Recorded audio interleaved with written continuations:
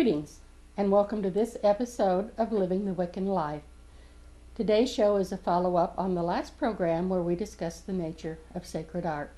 My guest today is Archpriestess Reverend Virginia Bitterwind Smith, and she has with her a piece of sacred art that she has made.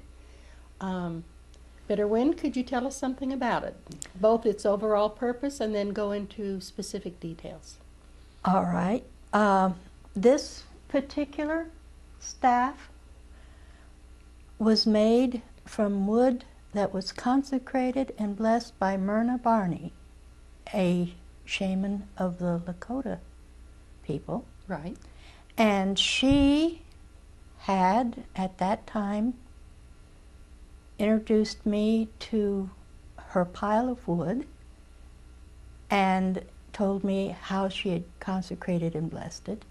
And I felt that it was time for me to have a staff. Okay. It was a feeling that was in me that it was time for me to have a staff.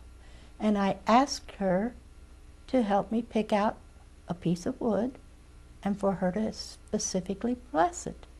May I interrupt you just a moment? I don't want to break your train of thought, but if my understanding's correct, the pile of wood she had is some that she gathered in the sacred Lakota manner and left outside in the elements to absorb the energies of the earth and the elements, and therefore more sacred than even with her blessing. Am I correct in that? You are. Okay, please continue. Well, after a considerable wait, she handed it to me in a ceremony, brief ceremony of friendship of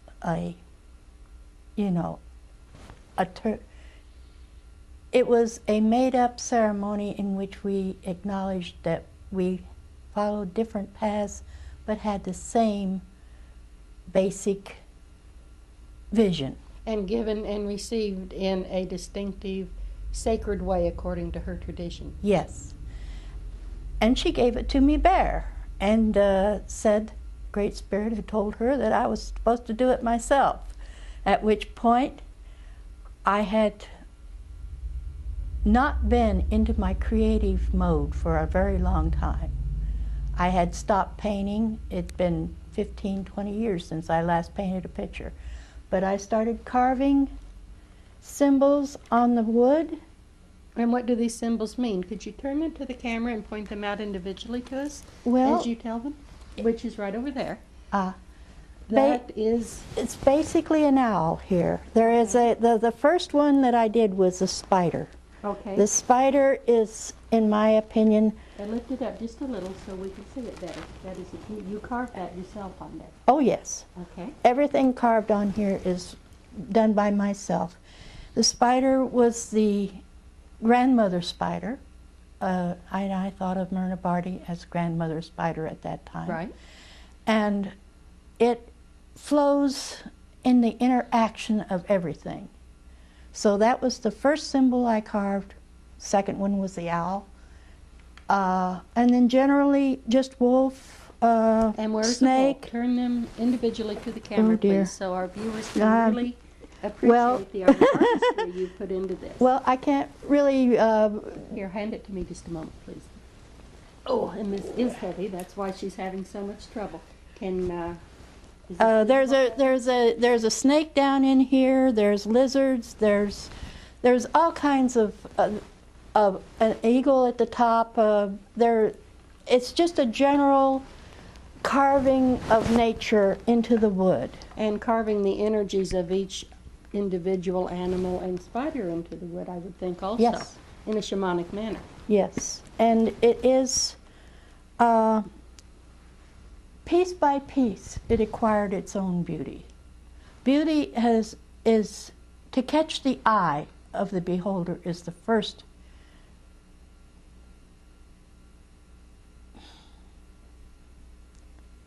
Duty of art? Yeah, duty of art. It's a duty of art in itself to catch the eye of the beholder. Spiritual art should be even more pretty if possible.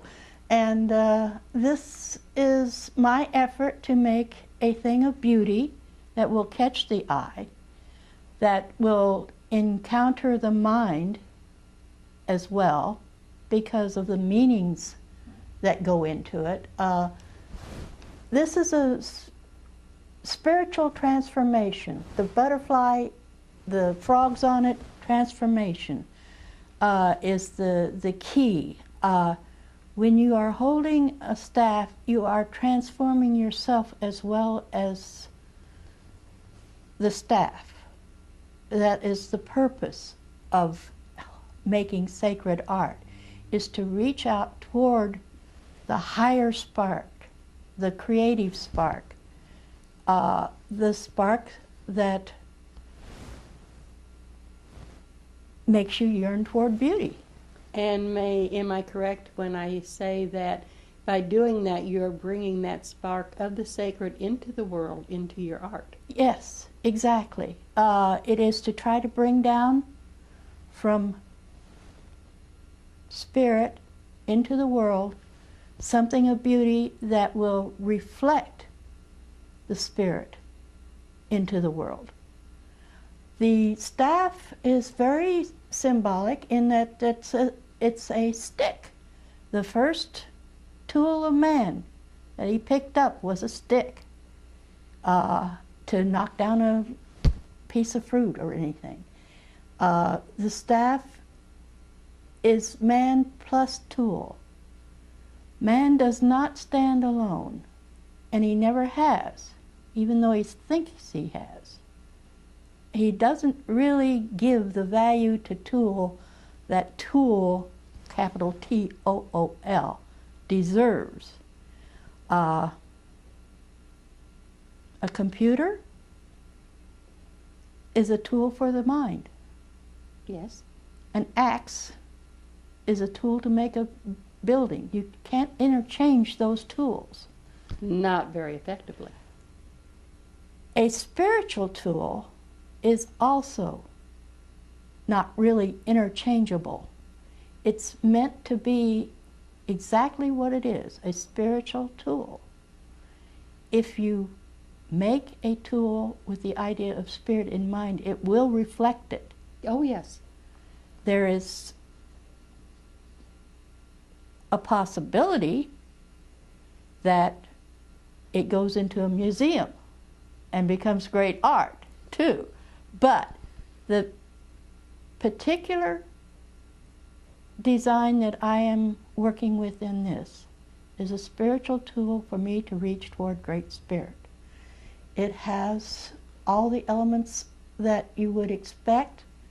You have shells for water, you have feathers for air, you have crystal frog for spirit, you have stones for earth.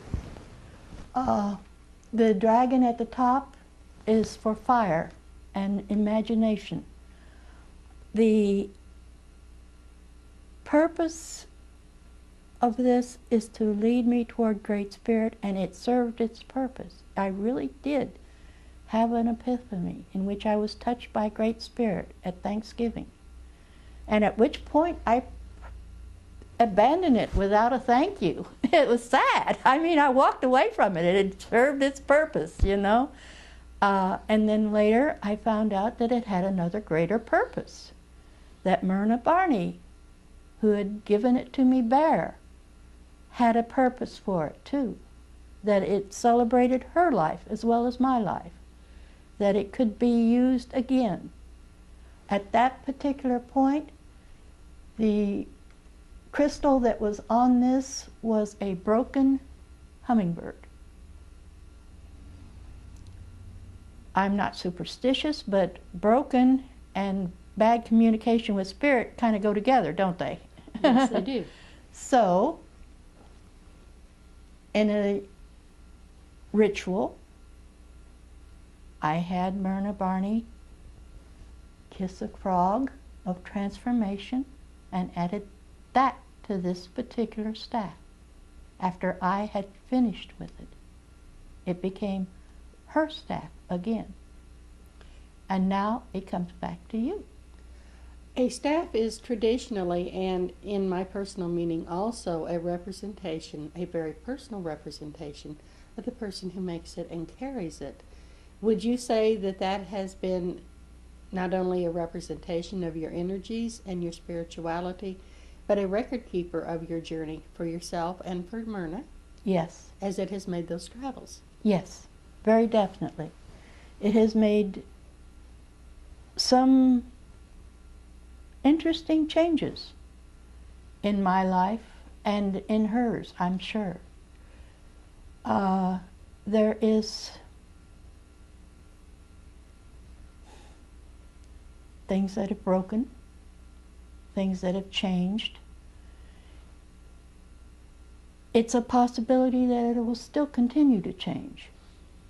I expect that it would, being what it is, made by who it was made, blessed by who it was blessed by. It might again transform into something that no one at this time has any idea of. But I expect its journey to continue. Thank you very much for tuning into this episode of Living the Wiccan Way. And Lady Bitterwind, we do thank you for your presence here on this show and for taking the time to share your staff and your experiences and your understanding.